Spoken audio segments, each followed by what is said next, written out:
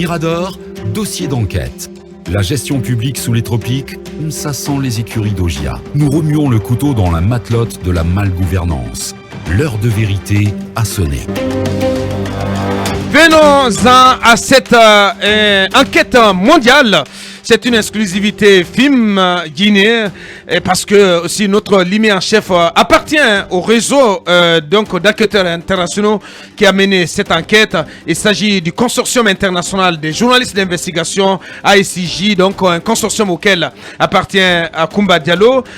Akumba, donc en exclusivité, vous nous dévoilez les conclusions de cette enquête internationale qui porte sur les consuls honoraires et plusieurs d'entre eux sont accusés d'appartenir à des réseaux de crimes organisés ou d'activités illicites et feraient l'objet même de poursuites judiciaires pour des chefs d'inculpation allant des faits présumés de trafic de drogue et d'êtres humains au blanchiment des capitaux en passant par la corruption, le financement du terrorisme et complicité à Kumba. Oui, Aboubakar, le consortium international des journalistes pro-Publica pour l'Occident et les États-Unis, le centre, la cellule Norbert Zongo et le consortium international des journalistes pour l'Afrique, donc ont mené une investigation. C'est des centaines de journalistes qui ont été mobilisés, sauf erreur de ma part, ça avoisine les 200, et qui ont enquêté sur 500 consuls honoraires. Notez-les bien, 500 consuls honoraires à travers le monde.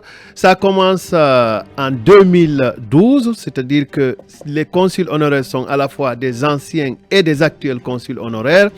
L'enquête a commencé au Ghana.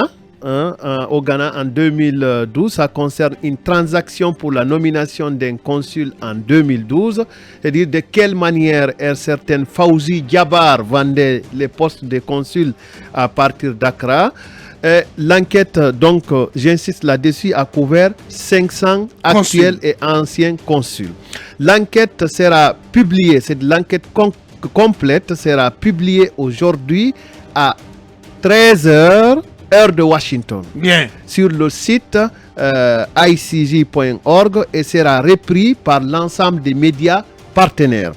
Alors, Aboubakar, pour revenir au résultat, pourquoi une telle enquête? C'est parce qu'il a été constaté que des consuls honoraires qui bénéficient du privilège de la Convention de Vienne, c'est-à-dire qu'on ne peut pas perquisitionner votre maison, on ne peut pas fouiller votre valise diplomatique, on ne peut pas fouiller votre véhicule.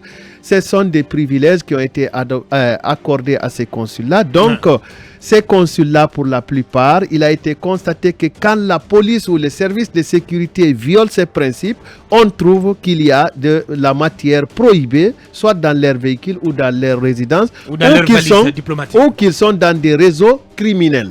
Alors, ces consuls-là ont fait objet d'études au cas par cas. Je vous ai dit, je répète bien, il s'agit de 500 consuls honoraires à travers le monde. Au cas par cas. Alors, moi, je parlerai ce matin du cas de la Guinée. Un peu du cas de la Guinée. Et chaque fois que vous m'en permettrez, on reviendra sur le cas d'un pays. Bien. Alors, pour ce qui est du cas de la Guinée, il y a 2 consuls ou supposés consuls qui ont une histoire emblématique. Mais je voudrais d'abord faire noter qu'auprès du ministère des Affaires étrangères, le nom est long, j'utilise juste le nom du ministère des Affaires étrangères.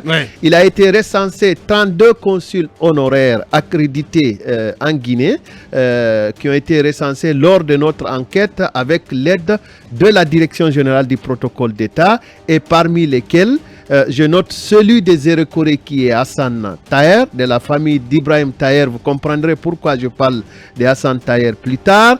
Il y a également celui de la Corée du Sud, Ibrahima Cassius Diobaté. Vous comprenez. Des Erekoré est consul de la Côte d'Ivoire. De la Côte d'Ivoire à Erekoré. Voilà. Oui. Alors, je parlerai aussi de Ibrahima Cassius Diobaté et vous comprendrez plus tard du consul de la Hongrie, entre autres. Mais qui sont les 2 figures emblématiques? Qui est le consul de la Hongrie? Le consul de la Hongrie, c'est un certain Omar Bella Bari, sauf erreur de ma part, dont le statut vient d'être révoqué. Le pourquoi, on le saura. Alors, Aboubacar, comme vous devez le savoir, depuis le 4 mars 2022, le Trésor américain, à travers son Office of Foreign Assets Control, a inscrit 2 compatriotes guinéens sur la liste des consuls honoraires qui pratiqueraient des activités illicites. Je dis bien qui pratiqueraient des activités illicites. Alliés avec le financement du terrorisme. Oui, parce que ceux-là sont accusés de financer le Hezbollah. Il s'agit de M. Ibrahima Taher, que le Trésor américain qualifie comme étant consul de la Côte d'Ivoire en Guinée. Un statut que nous n'avons pas pu prouver durant nos investigations, et des dossiers du ministère des Affaires étrangères de la Côte d'Ivoire nous disent que M. Ibrahima Taher n'est pas inscrit comme consul honoraire de la Côte d'Ivoire en République guinéenne. Cependant, son neveu Hassan Taher est inscrit comme étant consul honoraire de la Côte d'Ivoire dans la ville de Zérékoré. Alors, l'autre consul concerné, c'est M. Ali Sadi. M. Ali Sadi est consul honoraire de la République de Guinée à Beyrouth jusqu'à la date de mise en accusation par le Trésor américain. Parce que les autorités guinéennes décideront plus tard, en conformité avec les règles en la matière, de suspendre son statut pour que la justice puisse y travailler. Et vous rappellerez que le 7 mars qui a suivi, il y a eu l'ouverture d'une information judiciaire sur les accusations du Trésor américain concernant ces 2 concitoyens. Alors, la procédure qui a été engagée par le parquet général de Conakry et menée par le tribunal de première instance de Kaloum a abouti à un non-lieu. Un non-lieu au bénéfice de 2 accusés, parce que force a été de constater qu'à ce jour, la justice guinéenne peine à confirmer les accusations américaines contre les 2 opérateurs économiques, parce que le doyen des juges d'instruction, M.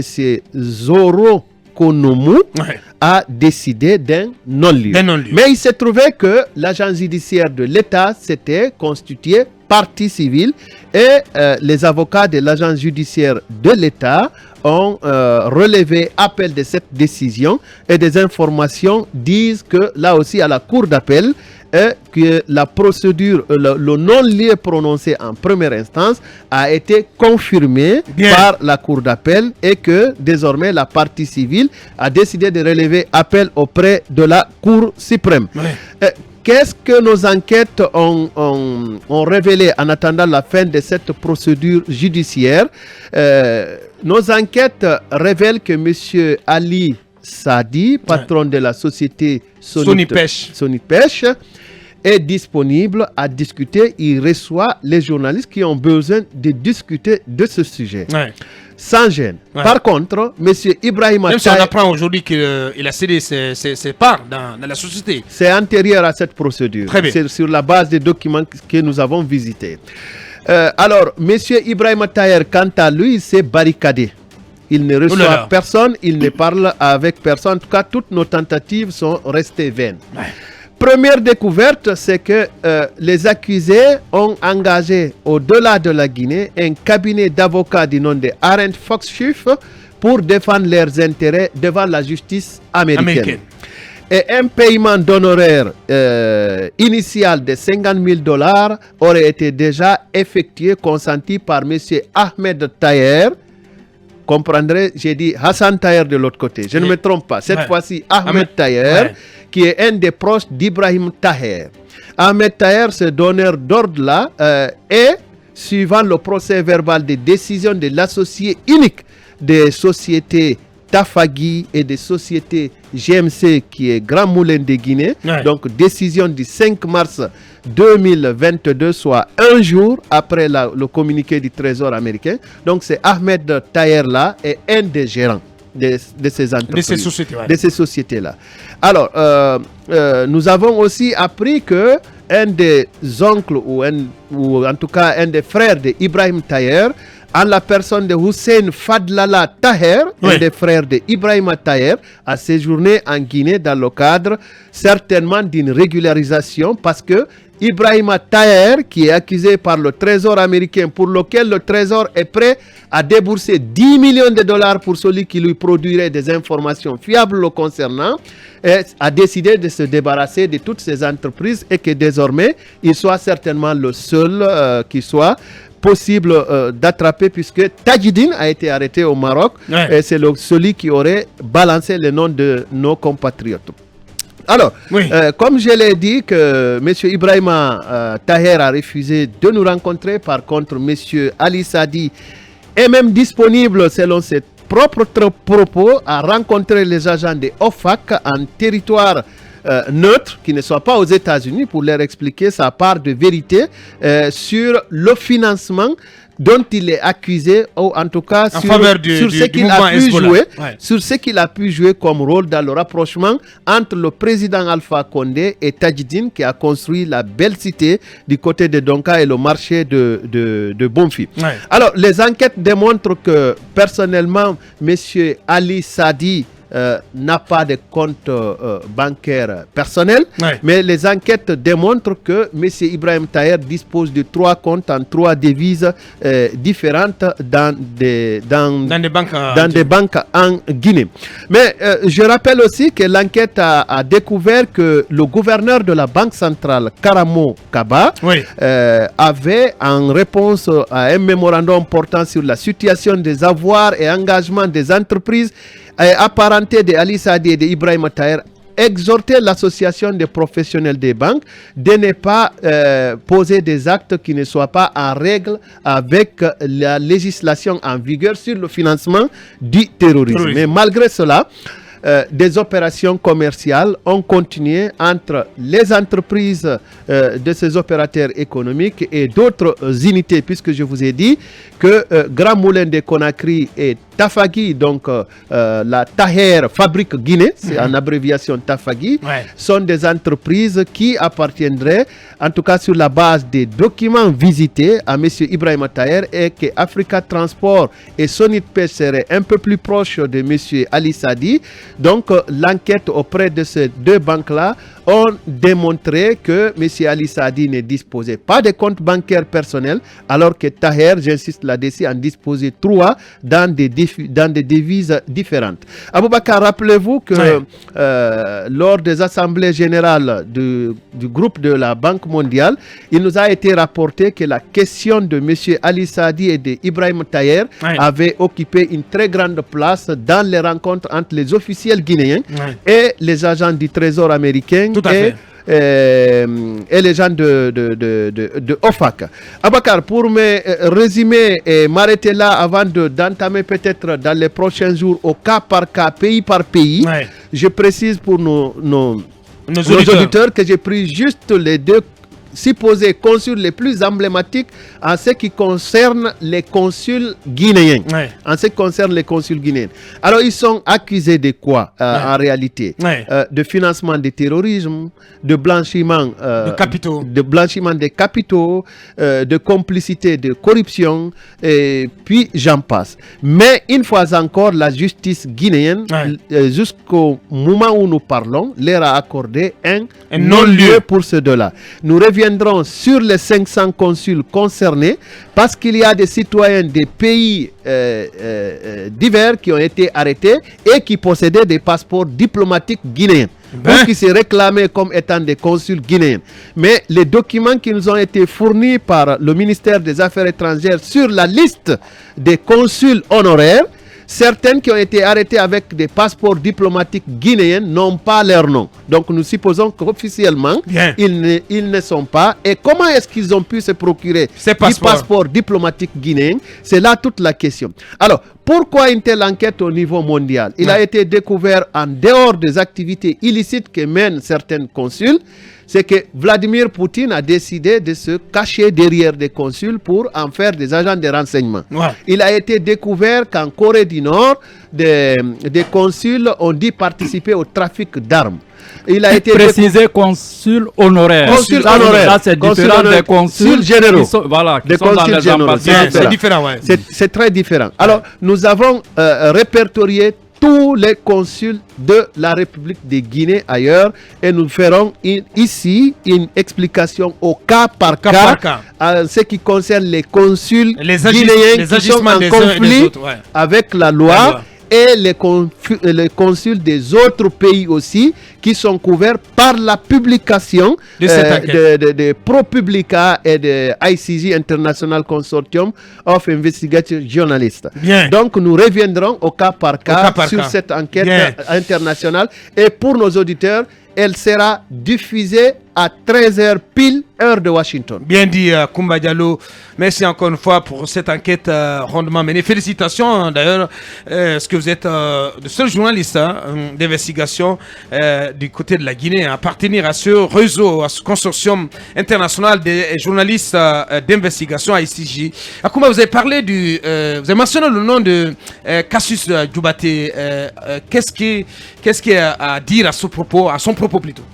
Vous savez qu'il a des difficultés avec la justice, soit guinéenne, en tout cas, soit la justice d'ailleurs. On reviendra largement sur cet aspect où il est en conflit avec des individus. En fait, ici, on a répertorié tous les consuls honoraires qui ont des difficultés avec la loi. Ouais. On reviendra sur le cas de M. Cassis, sur le cas de M. Ils sont nombreux. Ce sont généralement des personnages sulfureux qui sont consuls honoraires. Moi, j'avais fait le constat il y a des années antérieures. Je me suis dit, mais ce sont des businessmen sulfureux qu'on désigne comme que les pays coptent pour les représenter. Je ne comprends pas. Et maintenant, ils sont rattrapés là. Voilà. Bien. Mohamed Kaba, forcément un mot là-dessus. Bon, d'abord, je ne sais pas sur quelle base ou sur quels critères on nomme ces consuls honoraires. J'aimerais bien connaître cette réponse. Et parlant de Djoubate Cassius, je sais qu'il est l'un des promoteurs de Plaza Diamond. Effectivement. C'est un homme d'affaires. Je suis vraiment curieux de comprendre la suite avec Akumba. Bien. Voilà. Merci. Et, on a un autre consul honoraire au Maroc, à Casablanca. Comment il s'appelle? Roda Fawaz. Roda Fawaz aussi, bien, qui est du côté du Maroc. Je ne sais pas s'il est sur cette liste. Parce qu'il y a beaucoup de choses quand même à dire sur ces consuls honoraires. Ils sont tous sur la liste. Et s'ils sont sur la liste... Ne provoquez pas son pari ce matin. Non. C'est l'ami de son pari. Ah, c'est l'ami de son pari. Attention. DG, pour Mohamed, regardez, c'est déjà coché Roda Fawaz. Ah, ben il en aurait à manger, à boire. Eh bien, Talibé, très rapidement, ouais. Non, en une minute. Ça veut dire que avant de donner la parole à M. Nord-Sud, ouais. Parce que ça veut dire que ces consuls ne sont pas aussi honorables qu'on le penserait. C'est aussi simple. Parce que justement, souvent, ces consuls, c'est des hommes d'affaires. Et vous savez que le monde des affaires n'est pas loin des crimes, n'est pas loin justement des pratiques malsaines. Donc si vous y pêchez des gens pour représenter vos pays, attendez-vous à ce que justement ces pratiques-là qui se servent de cette fonction, surtout que Abouakar, quand vous êtes consul, on ne vous fouille pas. Imaginez. On ne fouille pas votre véhicule, votre résidence, votre valise surtout. Absolument. Cette valise diplomatique, elle peut contenir beaucoup de monstruosités. Abouakar, imaginez déjà, moi je me demande, est-ce qu'il y a des enquêtes de moralité qui sont menées par ces États avant de désigner un tel comme consul honoraire. Parce que justement, on risque de se servir de cette fonction pour s'offrir des passe-droits et faire passer n'importe quoi au niveau des aéroports et ailleurs. Bien. Allez-y, M. Nord-Sud. Non, je pense qu'il y avait effectivement lieu que cette enquête ait lieu parce que, évidemment, comme Mombo l'a dit tout à l'heure, depuis... plusieurs décennies, le constat est que beaucoup de gens sulfureux ont réussi justement à se faire coopter comme consul honoraire. Imaginez-vous même des ambassadeurs quelquefois qui ont des choses à se reprocher. Pourtant, c'est des gens qui doivent être d'une moralité sans reproche non douteuse. Mais les cas des consuls dits honoraires, il y avait lieu justement qu'il y ait cette enquête parce qu'il y a beaucoup de monstruosités, comme vous l'avez dit, qui se cachent derrière justement ce statut de consul honoraire. Et quand on mélange les affaires avec la diplomatie, il y a problème. Donc il faut peut-être qu'on revienne déjà au départ sur les critères de leur choix. Est-ce que les pays dans lesquels ils sont consuls honoraires, des pays étrangers, ont quelque chose à dire avant qu'ils ne soient confirmés ou validés? Tout comme pour un ambassadeur, il faut que le pays donne un agrément. Est-ce que pour le cas des consuls honoraires, c'est la même chose? Je me pose les questions. Voilà, il y a lieu de continuer. Bien, Djami, pour en terminer. La diplomatie, c'est assez vaste, c'est large, il y a tellement de choses dedans qu'il faudrait que chaque fois que quelqu'un doit être nommé au nom d'un pays ou d'une institution, ce serait bien qu'il y ait à l'avance une enquête de moralité, qu'on sache qui est qui.